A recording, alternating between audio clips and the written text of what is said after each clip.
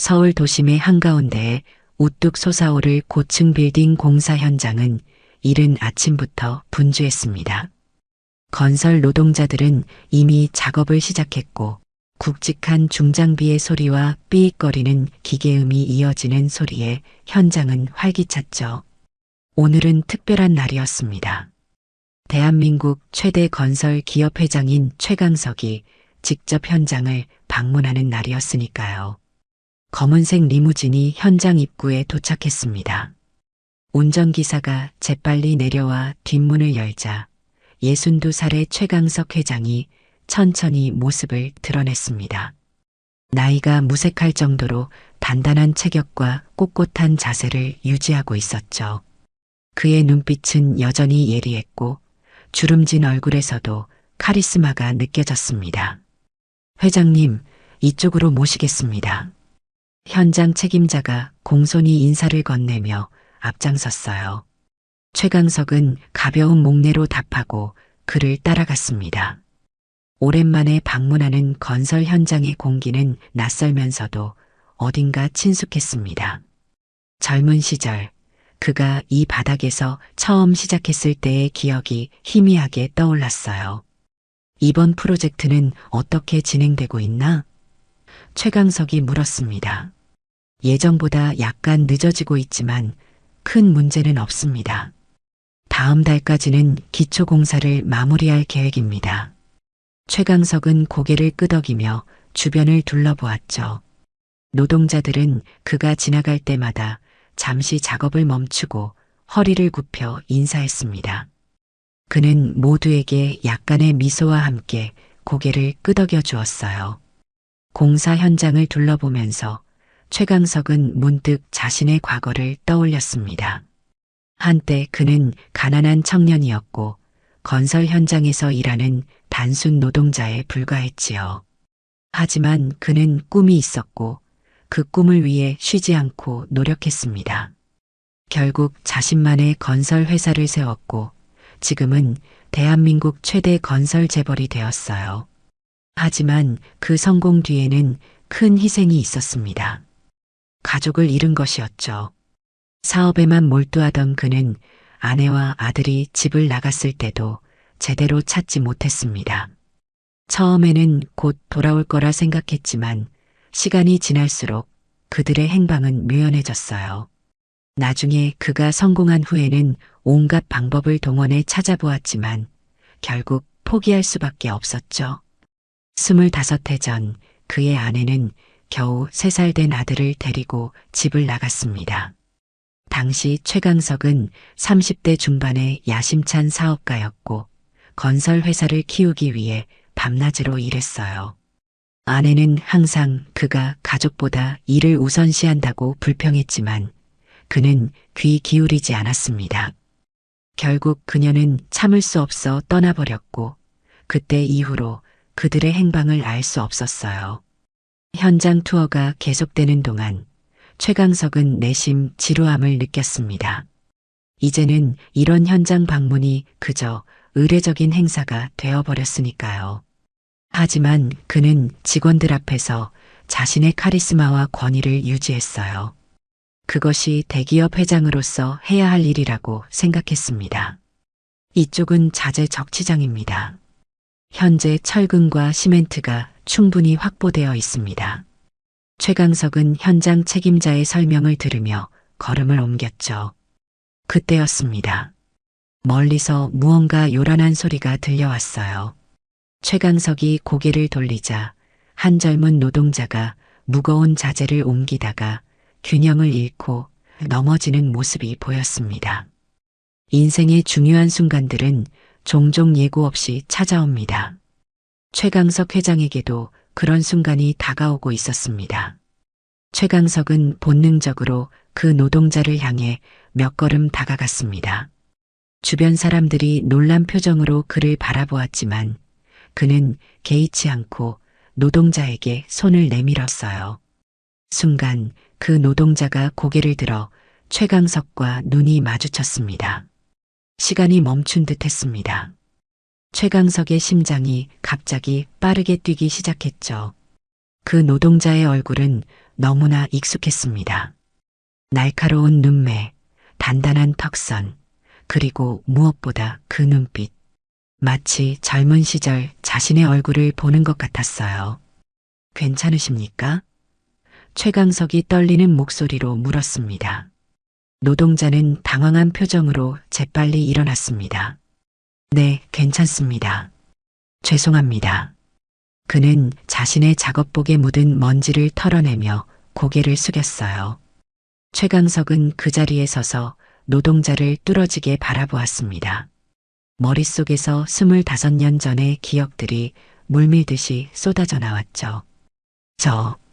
회장님, 괜찮으신가요? 현장 책임자가 조심스럽게 물었어요. 최강석은 정신을 차렸습니다. 저 사람, 이름이 뭐지? 저 노동자 말씀이신가요? 잠시만요. 현장 책임자는 곁에 있던 현장 반장을 불렀습니다. 김 반장, 저기 넘어졌던 작업자 이름이 뭡니까? 60대로 보이는 김두식 반장이 다가왔습니다. 최재민이라고 합니다. 우리 현장에서 1년째 일하고 있는 노동자죠. 최재민. 최강석은 그 이름을 되뇌었습니다. 그의 목소리에는 놀라움과 동시에 불안함이 깃들어 있었어요. 설마 그럴 리가. 하지만 그 얼굴은 너무도 닮아 있었습니다. 혹시 그 사람의 나이가 어떻게 됩니까? 최강석이 김두식에게 물었어요. 25살로 알고 있습니다. 김두식의 대답에 최강석의 얼굴이 창백해졌습니다. 시간이 맞았습니다. 그의 아들이 지금 25살이라면 최강석은 가슴이 벅차오르는 것을 느꼈어요. 25년간 찾아 헤매던 아들을 이렇게 우연히 만나게 될 줄은 꿈에도 생각하지 못했습니다. 김 반장, 나중에 내 사무실로 오게. 그 노동자에 대해 더 자세히 알고 싶네. 최강석의 목소리에는 평소와 다른 감정이 묻어났습니다. 현장 투어는 예정대로 마무리되었지만 최강석의 마음은 이미 다른 곳에 가 있었죠. 회사로 돌아온 그는 즉시 비서를 불러 최재민에 대한 정보를 수집하라고 지시했어요. 최대한 빨리 그 사람의 모든 신상 정보를 모아오게. 가족관계, 학력, 경력, 모든 것을 알고 싶어. 비서가 나간 후 최강석은 깊은 생각에 잠겼습니다. 만약 그가 정말 자신의 아들이라면 왜 이런 힘든 노동을 하고 있는 걸까? 아내는 어디에 있는 걸까? 수많은 질문이 그의 머릿속을 맴돌았어요. 얼마 후 김두식 반장이 사무실을 찾아왔습니다. 그는 조심스럽게 문을 두드리고 들어왔어요. 불렀습니까, 회장님? 최강석은 그를 바라보며 물었습니다. 최재민에 대해 아는 것을 모두 말해보게. 김두식은 잠시 망설이다가 이야기를 시작했어요. 최재민은 1년 전부터 우리 현장에서 일하고 있습니다. 성실하고 묵묵한 편이라 동료들 사이에서 신뢰가 두터운 편이죠. 개인적인 이야기는 잘하지 않지만 들은 바로는 어머니가 몇 년 전에 병으로 돌아가셨다고 합니다. 현재는 가족 없이 혼자 살고 있는 것으로 알고 있어요. 어머니의 이름은? 최강석의 목소리가 떨렸습니다. 이화순이라고 들었습니다. 그 순간 최강석의 얼굴이 백지장처럼 하얘졌어요. 이화순, 그의 전 부인 이름이었습니다. 의심의 여지가 없었죠. 최재민은 그의 아들이었습니다. 고맙네, 김 반장. 앞으로 최재민에 대한 일은 나에게 직접 보고하게. 김두식은 고개를 끄덕이며 사무실을 나갔습니다. 최강석은 창밖을 바라보며 깊은 숨을 내쉬었어요. 그의 눈가에서는 반짝이는 눈물이 맺혔습니다. 이제 찾았다. 마침내. 비서가 최재민에 대한 정보를 가지고 사무실에 들어왔습니다. 그는 조심스럽게 서류 한 장을 최강석에게 건넸어요. 조사한 결과입니다. 최재민 씨 현재 25살 서울 외곽의 작은 원룸에서 혼자 거주 중입니다. 학력은 고등학교 졸업 이후 아르바이트를 전전하다가 2년 전부터 건설 현장에서 일해온 것으로 파악됩니다. 어머니 이화순 씨는 3년 전 폐암으로 사망했어요. 가족은 없는 것으로 보이며 특이사항은 발견되지 않았습니다. 최강석은 서류를 받아들고 꼼꼼히 살펴보았습니다. 최재민의 인생은 고단했던 것 같았죠. 건설 현장을 전전하며 살아온 흔적들, 아프던 어머니를 간호하며 보냈을 시간들. 그의 가슴이 아팠어요. 오늘 오후에 그를 만나고 싶네. 적당한 명분을 만들어 내 사무실로 오게 해. 비서가 고개를 끄덕이며 나갔습니다. 최강석은 서랍을 열어 오래된 지갑 하나를 꺼냈어요. 지갑 속에는 낡은 사진 한 장이 있었습니다. 30대 중반의 그와 아내, 그리고 3살 무렵의 어린 아들이 함께 찍은 사진이었죠. 그는 사진 속 아들의 얼굴을 가만히 쓰다듬었습니다. 어떻게 말을 걸어야 할까? 오후가 되자 김두식 반장이 최재민을 데리고 왔습니다. 최재민은 어색한 표정으로 사무실에 들어섰어요. 작업복을 갈아입고 깨끗한 옷으로 갈아입었지만 그의 손에는 여전히 거친 노동의 흔적이 남아 있었습니다. 앉게. 최강석이 의자를 가리켰습니다. 최재민은 조심스럽게 의자에 앉았어요. 저를 부르셨다고 해서 왔습니다. 무슨 일이십니까? 최강석은 그를 자세히 바라보았습니다. 가까이서 보니 더욱 확신이 들었어요. 눈매, 이마의 모양, 입술 모양까지 모든 것이 닮아 있었습니다. 오늘 현장에서 넘어진 것 때문에 걱정돼서 불렀네. 다친 데는 없나? 최재민은 의아한 표정을 지었습니다. 괜찮습니다. 그저 실수였을 뿐이에요. 회장님께서 직접 신경 써주실 일은 아닙니다. 그의 말투는 냉담했지만 최강석은 상관하지 않았어요. 마침내 찾은 아들을 앞에 두고 그는 감정을 억누르기 위해 최선을 다했습니다. 자네, 어디서 자랐나? 최강석이 조심스럽게 물었어요. 최재민의 표정이 더욱 의아해졌습니다. 인천에서요. 왜 그걸 물으시죠? 그냥 궁금해서. 가족은 있나? 최재민은 점점 불편함을 느끼는 듯 했어요. 어머니가 계셨지만 돌아가셨습니다. 지금은 혼자입니다. 회장님, 이런 질문이 저와 무슨 상관이 있습니까? 최강석은 갑자기 물었습니다. 자네, 어릴 때 별명이 있었나? 그 질문에 최재민은 완전히 당황했습니다. 네, 무슨? 이때 김두식 반장이 끼어들었어요. 저 친구, 어릴 때 동네에서 꼬마 호랑이라고 불렸답니다. 한 번은 술자리에서 그 이야기를 하더군요. 최강석의 얼굴이 창백해졌습니다. 꼬마 호랑이. 그것은 그가 어린 아들에게 지어준 애칭이었어요. 아들이 언제나 용감하고 씩씩하게 자라길 바라는 마음에서 붙여준 이름이었습니다. 어머니 이름이 이화순이셨지? 최강석의 목소리가 떨렸어요. 최재민은 의자에서 벌떡 일어났습니다. 어떻게 하셨습니까? 제 어머니 이름을 어떻게? 최강석도 천천히 일어났어요. 그의 눈에는 눈물이 고여 있었습니다. 재민아, 나야. 아버지. 순간 사무실 안에 긴장감이 감돌았습니다. 최재민은 마치 망치로 머리를 맞은 듯한 표정이었어요. 그는 몇 발자국 뒤로 물러섰습니다. 무슨 말도 안 됩니다. 제 아버지는 어머니가 돌아가시기 전에도 저희를 찾지 않았어요. 당신이 어떻게? 최강석은 한 걸음 다가갔습니다. 내가 설명할 수 있어. 정말이야. 너희를 찾으려고 많은 노력을 했었어. 하지만 최재민은 고개를 세차게 흔들었어요.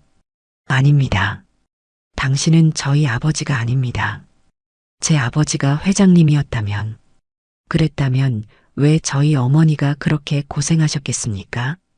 그의 목소리에는 오랜 세월 쌓인 분노와 상처가 묻어났습니다. 최강석은 그 감정을 충분히 이해할 수 있었어요. 그는 천천히 서랍에서 지갑을 꺼내 사진을 꺼냈습니다. 이것 좀 봐줘. 최재민은 한동안 사진을 받기를 거부했습니다. 그의 눈에는 의심과 분노가 가득했어요. 김두식 반장이 다가와 조용히 말했습니다. 한번 보는 게 어떻겠나? 잃을 건 없지 않겠어? 최재민은 마지못해 사진을 받아들었어요. 그리고 그 순간 그의 얼굴이 굳어졌습니다. 사진 속에는 젊은 남자와 여자, 그리고 어린아이가 있었습니다. 여자는 분명 자신의 어머니였고 아이는 자신이었어요. 이건 최재민의 목소리가 떨렸습니다. 최강석이 천천히 말했어요. 내가 3살 때 찍은 사진이야. 그때 너는 항상 작은 공룡 인형을 들고 다녔지. 그 사진을 찍던 날도 내가 그 인형을 놓지 않으려고 해서 한참 달랬던 기억이 나는구나. 최재민의 눈에 눈물이 맺혔습니다. 그는 사진을 내려놓고 창가로 걸어갔어요. 오랫동안 등을 돌린 채 말이 없었습니다. 왜 이제야 나타났습니까? 어머니가 그렇게 고생하실 때는 어디 계셨어요? 최재민의 목소리에는 차가움이 깃들어 있었어요. 최강석은 깊은 한숨을 내쉬었습니다. 그건 복잡한 이야기야. 내 어머니가 널 데리고 집을 나간 후 나는 정말 너희를 찾으려고 노력했어. 하지만 당시 나는 아직 성공하지 못한 상태였고, 게다가 내 형제들이요? 최재민이 되물었어요. 그래, 내 형제들이 너희 어머니에게 갈 재산을 빼앗길까 두려워했던 거야. 그들은 너희의 행방을 찾는 정보를 의도적으로 숨겼던 것 같아. 나중에야 알게 됐지만 그때는 이미 늦었어. 너희를 찾을 수 없었단다. 최재민은 냉소적인 표정을 지었습니다. 그럴싸한 변명이네요. 어머니는 항상 내 아버지는 우리를 버렸다고 말씀하셨어요. 평생 그 말을 믿고 살았습니다. 최강석의 어깨가 축 처졌어요. 내 어머니가 그렇게 생각했다면 그럴 만한 이유가 있었을 거야. 나도 그녀를 충분히 이해시키지 못했으니까. 하지만 재민아, 나는 정말 너희를 찾기 위해 노력했어. 내가 믿든 안 믿든. 방 안에 무거운 침묵이 내려앉았습니다. 김두식 반장은 조용히 사무실을 나갔고 최강석과 최재민만이 남았어요. 증명해 보세요. 최재민이 갑자기 말했습니다. 뭐라고? 최강석이 물었어요. 당신이 정말 우리를 찾기 위해 노력했다면 그 증거를 보여주세요. 최강석은 잠시 생각에 잠겼습니다.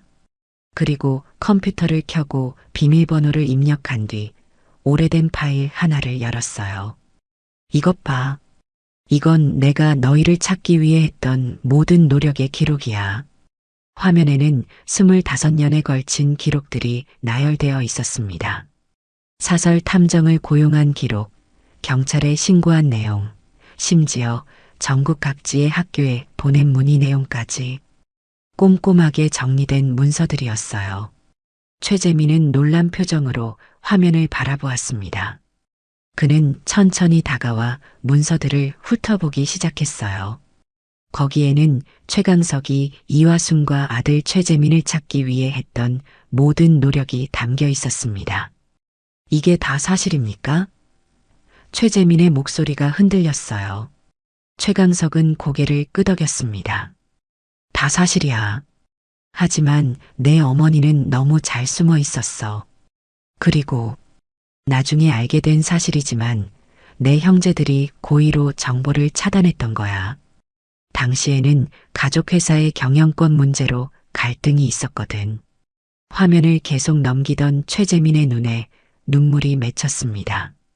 거기에는 그의 어머니를 찾기 위해 전국의 병원을 수소문했던 기록도 있었어요.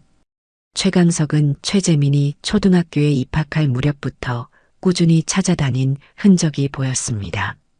그런데 왜 결국 포기한 겁니까? 최재민이 물었어요. 최강석의 눈에도 눈물이 고였습니다.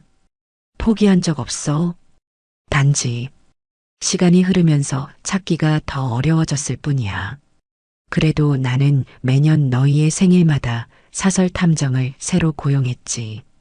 흔적이라도 찾기 위해서. 최재민은 컴퓨터에서 눈을 떼고 창밖을 바라보았습니다. 그의 마음속에는 혼란이 가득했어요. 평생 원망했던 아버지가 사실은 자신을 찾기 위해 노력했다는 사실을 받아들이기 쉽지 않았습니다.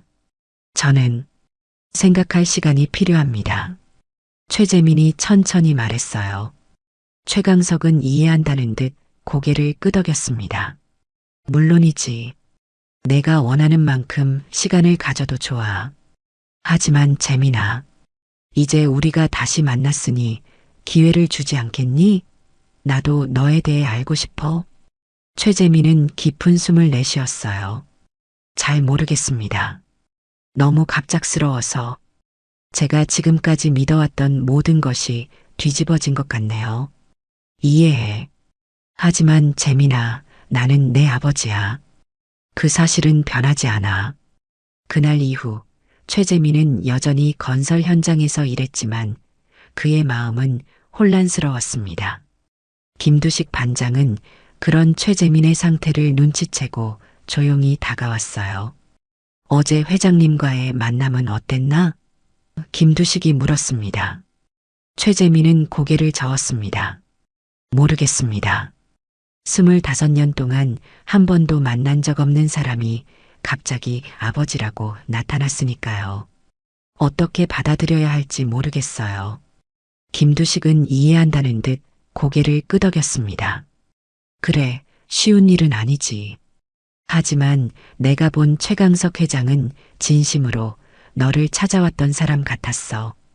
오늘 점심시간에 잠깐 시간 있나? 얘기 좀 하고 싶네. 최재민은 잠시 망설이다가 고개를 끄덕였어요. 네, 좋습니다. 점심시간 두 사람은 건설 현장 근처 작은 식당에 앉았습니다. 김두식이 먼저 입을 열었어요. 사실 나는 최강석 회장이 내 아버지일 거라고 처음부터 의심했어.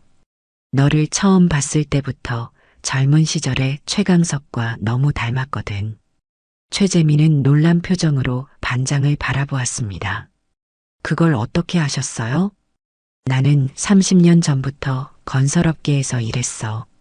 최강석 회장이 아직 평범한 건설회사 직원이었을 때부터 알고 지냈지.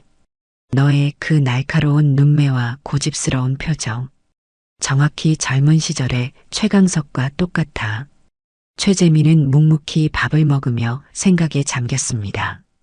그의 머릿속은 여전히 혼란스러웠어요. 어머니는 항상 아버지가 자신들을 버렸다고 말했습니다. 하지만 어제 본 증거들은 그것이 사실이 아닐 수도 있다는 것을 보여주었죠. 반장님, 제가 어떻게 해야 할까요? 최재민의 목소리에는 갈등이 담겨 있었습니다. 김두식은 잠시 생각하다가 말했어요. 내가 너에게 무엇을 하라고 말할 수는 없어. 그건 내 선택이야. 하지만 인생은 생각보다 짧아. 후회하지 않는 선택을 했으면 좋겠구나.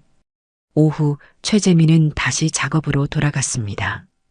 그는 평소처럼 묵묵히 일했지만 마음은 계속해서 어제의 만남을 떠올렸어요. 그때 누군가 그의 이름을 불렀습니다. 최재민 씨. 고개를 들어보니 최강석 회장이 현장을 다시 방문한 것이었습니다. 다른 노동자들은 놀란 표정으로 두 사람을 번갈아 바라보았어요. 최재민은 천천히 일어나 최강석에게 다가갔습니다. 무슨 일이십니까? 최강석은 잠시 머뭇거리다가 말했습니다.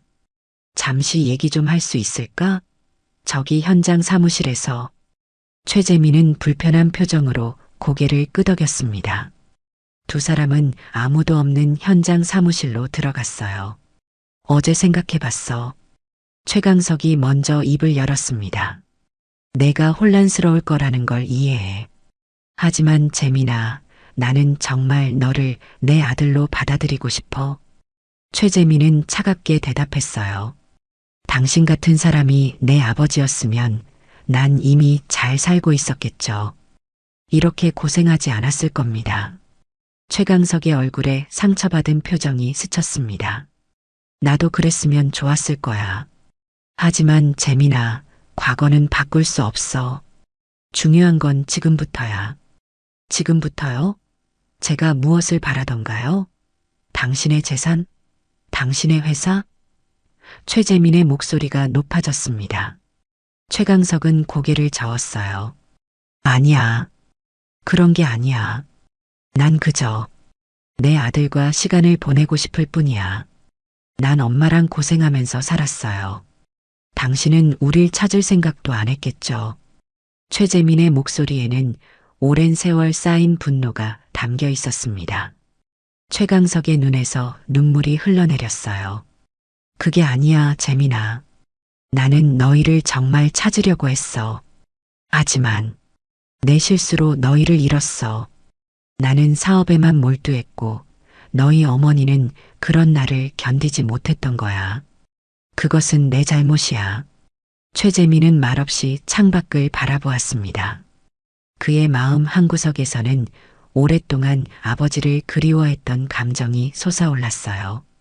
어린 시절 다른 아이들이 아버지와 함께 놀 때 항상 부러워했던 기억들이 떠올랐습니다. 증명해보세요. 최재민이 갑자기 말했어요. 뭐라고? 최강석이 물었습니다. 당신이 정말 저를 아들로 생각한다면 증명해보라고요. 최강석은 잠시 생각하다가 그의 지갑에서 무언가를 꺼냈습니다. 그것은 오래된 종이 한 장이었어요. 종이를 펼쳐보니 아이가 그린 듯한 서툰 그림이 있었습니다. 이건 내가 3살 때 그린 그림이야. 아빠와 함께 회사 가는 날이라고 내가 직접 제목을 붙였지. 나는 이것을 항상 지갑에 넣고 다녔어. 최재민은 그림을 바라보며 무언가를 기억해내려고 노력했습니다. 흐릿한 기억 속에서 그는 아버지의 회사에 가서 놀았던 기억을 떠올렸어요. 그때 아버지는 그에게 작은 책상을 만들어 주었고 그는 그곳에서 그림을 그렸던 것 같았습니다. 최재민의 눈에 희미한 기억이 떠올랐습니다. 그림 속 작은 책상과 그 위에 앉아있는 자신의 모습. 아버지가 만들어준 그 책상은 진짜였던 것일까요? 그는 혼란스러웠습니다. 이 그림을 제가 그렸다고요? 최재민의 목소리가 작아졌어요. 최강석은 고개를 끄덕였습니다. 그래, 내가 그린 거야. 내가 회사 일 때문에 너를 많이 놀아주지 못했을 때, 넌 내 상상 속에서 나와 함께 회사에 가는 모습을 자주 그렸지. 이 그림도 그 중 하나야. 최재민은 그림을 가만히 바라보았습니다. 그의 마음속 깊은 곳에서 어렴풋한 기억이 떠올랐어요. 어린 시절 아버지의 무릎에 앉아 이야기를 듣던 순간들. 그리고 아버지가 출장을 가기 전 꼭 안아주며 했던 말. 꼬마 호랑이, 아빠가 돌아올 때까지 씩씩하게 있어야 해. 기억이 나는 것 같기도 하고. 최재민이 중얼거렸습니다. 최강석의 눈이 밝아졌어요. 정말? 어떤 기억이? 최재민은 천천히 말했습니다. 아버지가 저를 꼬마 호랑이라고 부르던 거요. 그리고 제 방에 있던 작은 책상. 아버지가 직접 만들어주셨던 것 같아요. 맞아. 그 책상은 내가 직접 나무를 깎아서 만들었어. 너는 그 책상에서 매일 그림을 그렸지.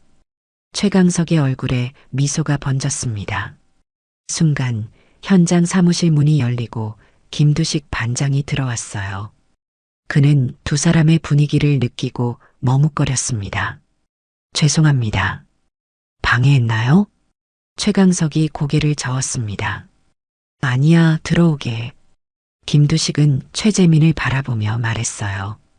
이 양반 매일 같은 지갑을 들고 다녀. 25년 된 사진 한 장 간직한 채. 최재민은 놀란 눈으로 김두식을 바라보았습니다. 반장님도 알고 계셨어요? 김두식은 고개를 끄덕였어요. 나는 오래전부터 회장님을 알았다고 했잖아. 그분이 얼마나 가족을 그리워했는지도 알고 있지.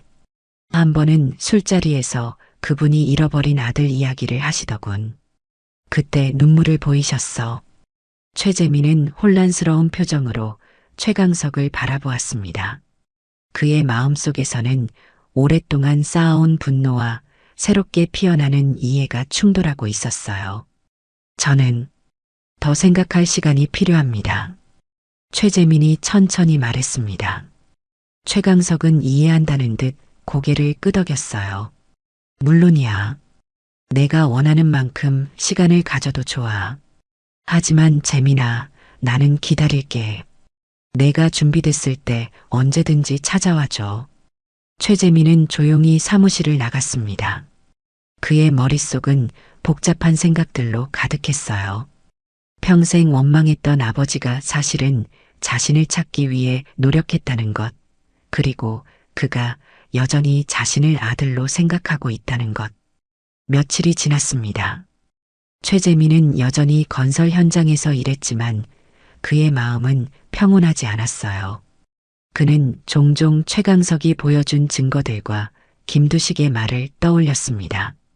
어느 날 퇴근 후 최재민은 어머니의 유품을 보관해둔 상자를 꺼냈어요. 그는 어머니의 오래된 일기장을 찾아 펼쳤습니다. 어머니는 생전에 그에게 이 일기장을 읽지 말라고 했었죠. 하지만 지금은 진실을 알아야 했습니다. 일기장을 넘기다 보니 최재민의 눈에 눈물이 고였어요. 일기장에는 어머니의 고통과 슬픔이 담겨 있었습니다. 그리고 어느 페이지에서 그는 충격적인 내용을 발견했죠. 강석이 우리를 찾으러 왔다는 소식을 들었다. 하지만 나는 그를 만날 수 없다. 재민이가 아버지 없이 자라는 것이 더 나을 것이다. 강석은 언제나 일만 우선시했으니까. 최재민은 그 문장을 몇 번이고 다시 읽었습니다. 어머니는 알고 있었던 것이었어요. 아버지가 그들을 찾으러 왔다는 것을. 하지만 어머니는 의도적으로 만남을 피했던 것입니다. 그는 일기장을 덮고 깊은 한숨을 내쉬었어요. 진실은 언제나 생각보다 복잡했습니다. 어머니에게도 그녀만의 이유가 있었겠지요. 아버지의 일 중독적인 모습에 상처받았던 것일지도 모릅니다. 다음 날 아침, 최재민은 김두식 반장을 찾아갔어요. 반장님, 회장님께 연락할 수 있을까요? 김두식은 빙그레 웃으며 고개를 끄덕였습니다. 물론이지.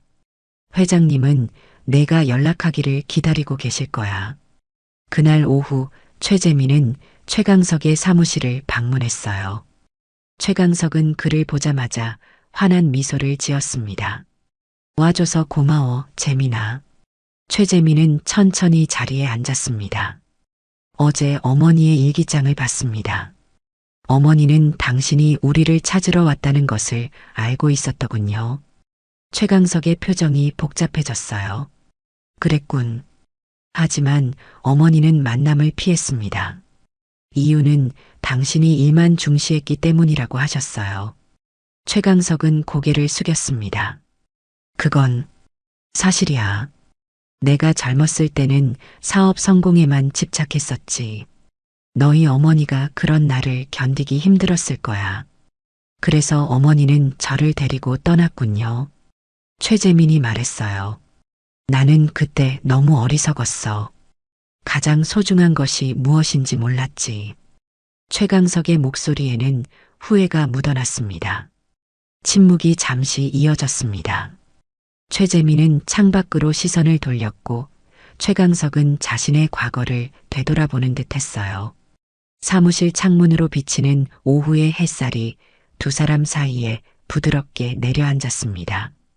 제가 어릴 때 당신을 많이 그리워했습니다. 최재민이 마침내 입을 열었어요.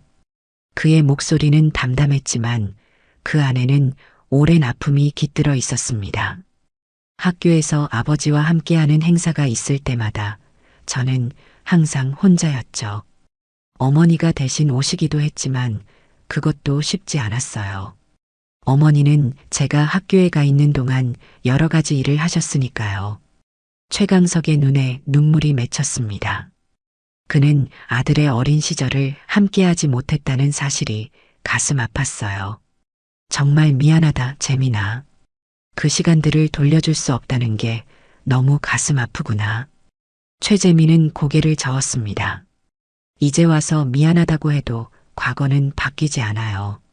어머니는 돌아가셨고 저는 아버지 없이 자랐습니다. 하지만 최강석이 조심스럽게 물었어요. 하지만 이제는 알게 되었어요. 당신이 정말로 우리를 찾으려 했다는 것을요. 그리고 어머니가 의도적으로 만남을 피했다는 것도요. 최강석은 무거운 한숨을 내쉬었습니다. 너희 어머니도 그럴 만한 이유가 있었을 거야. 내가 사업에만 몰두했던 그 시절, 너희 어머니는 많이 외로웠을 테니까. 그녀가 날 용서하지 못했다고 해도 이해해. 어머니는 돌아가시기 전에 자주 당신 이야기를 했어요. 최재민의 목소리가 조금 부드러워졌습니다. 처음에는 원망하는 말씀이 많으셨지만 돌아가시기 몇 달 전부터는 달라지셨어요. 내 아버지도 나름의 사정이 있었을 거야라고 말씀하셨죠. 최강석의 눈이 커졌어요. 정말 그런 말씀을 하셨어? 최재민은 고개를 끄덕였습니다. 네. 어머니도 마지막에는 당신을 용서하셨던 것 같아요. 하지만 저는 아직도 혼란스럽습니다. 최강석은 천천히 자리에서 일어나 창가로 걸어갔어요. 그는 서울의 빌딩 숲을 바라보며 말했습니다. 나는 너에게 아무것도 강요하지 않을 거야.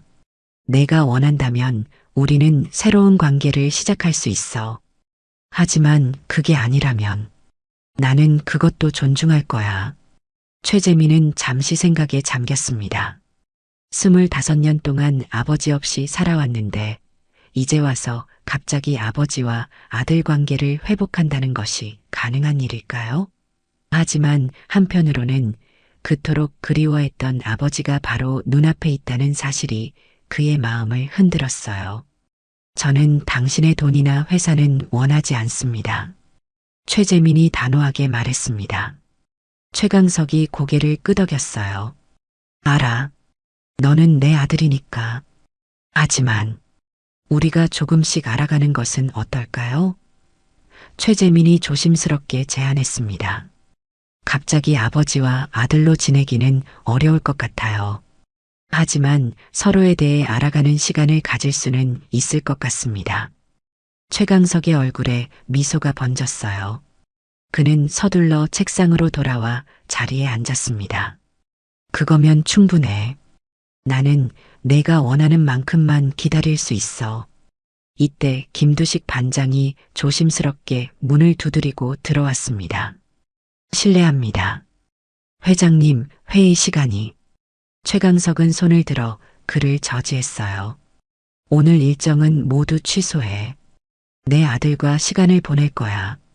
김두식은 미소를 지으며 고개를 끄덕였습니다. 그는 최재민에게 눈짓하며 엄지손가락을 치켜 세웠어요. 알겠습니다, 회장님. 두 분 천천히 이야기 나누세요. 김두식이 나간 후 최강석은 서랍에서 오래된 앨범 하나를 꺼냈습니다. 이건 내가 태어났을 때부터 3살까지의 사진들이야. 함께 볼래? 최재민은 조금 망설이다가 고개를 끄덕였어요. 그들은 함께 앨범을 펼쳤고 최강석은 각 사진에 담긴 이야기를 하나하나 들려주었습니다. 최재민이 태어났을 때의 기쁨, 첫 걸음마를 뗐을 때의 자랑스러움, 첫 생일 파티에서의 행복한 순간들. 이건 내가 2살 때 바다에 처음 갔을 때 찍은 사진이야. 최강석이 웃으며 말했어요. 너는 파도를 보자마자 겁을 먹고 내 품에 안겨서 떨어지지 않으려고 했지. 그런데 1시간쯤 지나니까 바다가 재밌어졌는지 그때부터는 나를 끌고 계속 물가로 가려고 했어. 최재민은 사진 속 어린 자신의 모습을 보며 미소 지었습니다. 그의 마음속 어딘가에서 희미한 기억이 떠올랐어요. 짠 바다 냄새, 아버지의 튼튼한 팔에 안겨있던 안전함, 파도 소리. 조금 기억이 나는 것 같아요. 최재민이 속삭였습니다. 최강석의 얼굴에 기쁨이 번졌어요. 그들은 계속해서 앨범을 넘기며 과거의 기억들을 공유했고 잃어버렸던 시간의 조각들을 하나씩 되찾아갔습니다. 아버지. 최재민이 처음으로 그를 아버지라고 불렀어요. 그 말을 듣는 순간 최강석의 눈에서는 눈물이 흘러내렸습니다. 아버지. 그 한마디에 최강석의 가슴은 뜨거워졌습니다. 25년 동안 기다려온 순간이었어요. 그는 말없이 고개를 끄덕였고 눈물을 감추지 않았습니다. 뭐라고 불러야 할지 모르겠어서 최재민이 머뭇거리며 말했습니다. 아직은 어색하지만 그래도 당신이 제 아버지라는 사실은 변하지 않으니까요. 최강석은 손수건으로 눈물을 닦았어요. 괜찮아. 내가 편한 대로 불러. 시간이 필요하다는 거 이해해. 두 사람은 사무실에서 나와 근처 조용한 카페로 자리를 옮겼습니다. 그곳에서 그들은 서로의 인생에 대해 이야기를 나누기 시작했어요. 최재민은 어머니와 함께 겪었던 힘들었던 시절, 학업을 마치고 일을 시작했던 순간들, 그리고 어머니의 병환을 돌보며 보냈던 마지막 시간들을 이야기했습니다. 어머니는 제가 좋은 교육을 받길 원하셨어요. 고등학교까지는 무사히 마쳤지만 대학은 어머니가 아프시면서 포기해야 했죠. 최재민이 말했어요. 최강석은 가슴이 아팠습니다. 만약 그가 함께 있었다면 아들이 이런 고생을 하지 않았을 텐데. 그는 깊은 후회와 미안함을 느꼈어요. 내가 옆에 있었더라면 내가 이런 고생을 하지 않았을 텐데. 최강석이 중얼거렸습니다. 최재민은 고개를 저었어요. 그게 운명이었나 봐요. 하지만 그 덕분에 저는 강해졌고 세상을 더 깊이 이해하게 되었으니까요. 최강석은 아들의 성숙한 모습에 감동을 받았습니다. 그는 자신의 이야기도 들려주었어요. 어떻게 사업을 시작했는지, 어떤 어려움을 겪었는지, 그리고 성공 뒤에 감춰진 외로움에 대해서도 솔직하게 말했습니다. 회사가 성공하고 나서도 나는 항상 무언가 빠진 것 같은 느낌이었어. 최강석이 말했어요. 돈과 명예가 있었지만 그것들이 진정한 행복을 주진 못했거든. 해가 저물어갈 무렵 두 사람은 카페를 나와 한강을 따라 천천히 걸었습니다. 강물에 비치는 노을이 아름다웠어요. 재민아, 내가 하나 제안하고 싶은 게 있어. 최강석이 조심스럽게 말했습니다. 최재민이 그를 바라보았어요. 무슨 말씀이신지. 내가 우리 회사에서 일해보는 건 어떨까? 물론 노동자로서가 아니라 엔지니어로 말이야. 최재민은 놀란 표정을 지었습니다. 엔지니어라뇨? 저는 전문 교육도 받지 못했는데요. 최강석은 미소 지었어요. 하지만 너는 건설 현장에서 일해왔잖아. 그 경험은 어떤 학위보다 값진 거야. 우리 회사에는 경험을 바탕으로 실력을 쌓아온 사람들을 위한 특별 프로그램이 있어. 내가 관심 있다면 그곳에서 시작해 볼 수 있을 거야. 그리고 원한다면 회사 지원으로 대학 공부도 계속할 수 있고. 최재민은 잠시 생각에 잠겼습니다.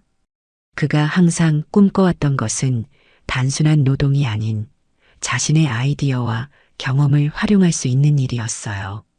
하지만 그는 여전히 망설였습니다. 그냥 아버지의 아들이라서 특혜를 받는 것처럼 보이지 않을까요?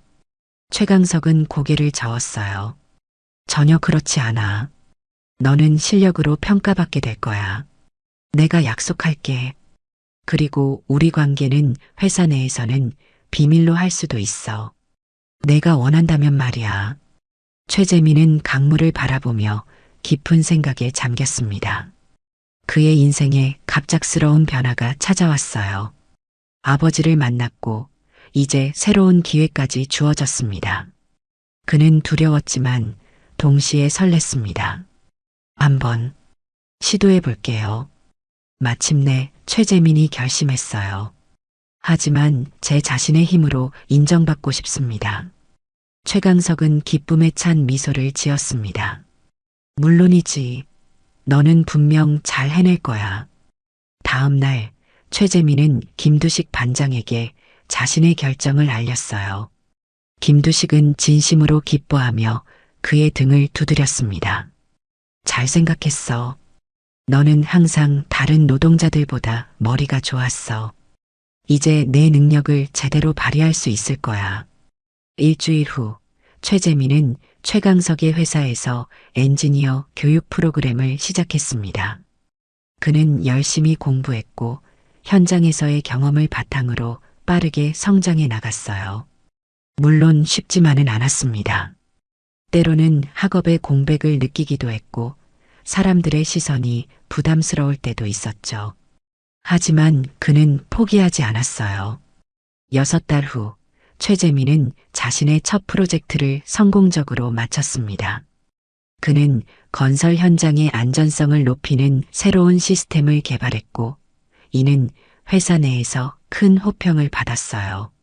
최강석은 아들이 자신의 힘으로 성공하는 모습을 보며 가슴이 벅차올랐습니다. 어느 날 저녁 최강석은 최재민을 저녁 식사에 초대했어요. 그들은 한강이 내려다 보이는 레스토랑에서 함께 식사를 하며 대화를 나누었습니다. 재민아, 내가 자랑스럽다.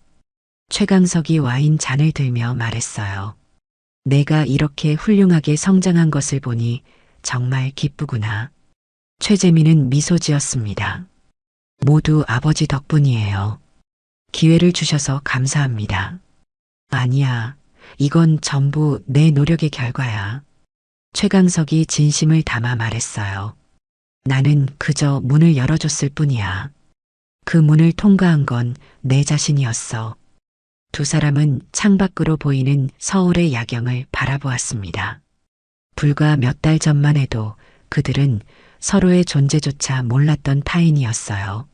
하지만 지금은 서로를 이해하고 존중하는 아버지와 아들이 되어 있었습니다.